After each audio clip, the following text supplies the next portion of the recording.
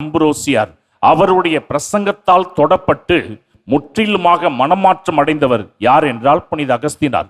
மனமாற்றம் அடைந்ததோடு மட்டுமல்ல, ஏனோதானன் வாழ்ந்துகிருந்த அந்த வாழ்க்கையை விடுத்து ஞானஸ்தானம் பெற்று ஒரு கத்தோலிக்க கிறிஸ்தவனாக மாறி, அதோடு மட்டுமல்ல ஒரு குருவாக நான் மாறப்போறேன்னு சொல்லி வீட்டில் எல்லார்ட்டையும் சொல்லிட்டு குருமடத்தில் சேர்ந்து சாமியாராகி, அதன் பிறகு கடைசியிலே அவர் ஒரு ஆயர் நிலைக்கு உயர்த்தப்படுகின்றார்.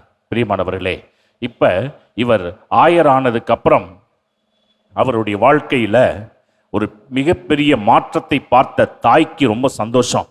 இந்த உலகத்துல வாழ்ந்ததுக்குரியதை நான் சாதித்து விட்டேன். 30 வருஷமா மனமாற்றம் இல்லாம வாழ்ந்துகிட்டு என் பையனை ஆண்டவர் இன்று மனமாற்றினதுக்கு என்னுடைய ஜெபம் ஒரு காரணமாக மாறிவிட்டது.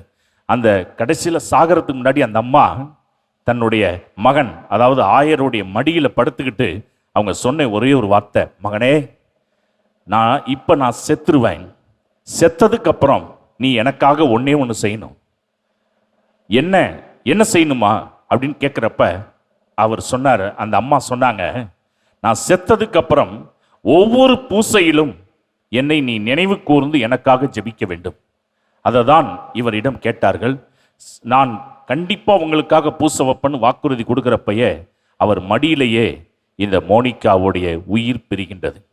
இது இந்த புனிதையுடைய வரலாறு. பிரியமானவர்களே, இப்ப இந்த புனிதையிடமிருந்து நாம் கற்றுக்கொள்ளக்கூடிய பாடம் என்னவென்றால், பெற்றோர்கள் பிள்ளைகள் இவங்கெல்லாம் எப்படிப்பட்டவர்களாக இருக்க வேண்டும் என்பதற்கு ஒரு முன் உதாரணமாக வாழ்ந்தவர் யார் என்றால் இந்த புனிதை.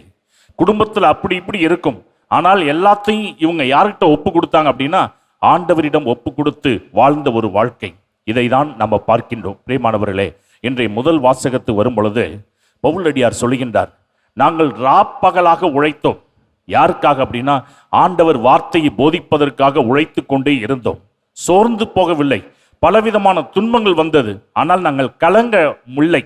நாங்கள் ஆண்டவருக்காக துணிச்சலோடு ராப்பகலாக உழைத்து கொண்டிருக்கின்றோம், இன்னும் தொடர்ந்து உழைத்து கொண்டே இருப்போம் என்று ஒரு உண்மை ஊழியன் எப்படி இருக்க வேண்டும் என்பதற்கு சான்று பகர்கின்ற ஒரு காரியத்தை யார் செய்திருக்கின்றார் என்றால் இந்த பவுலடியார். அதையே தன்னுடைய ஸ்டேட்மெண்டாக அங்கே தெளிவாக மக்கள் மத்தியில் எடுத்து சொல்கின்ற ஒரு காரியத்தை நாம் பார்க்கின்றோம்.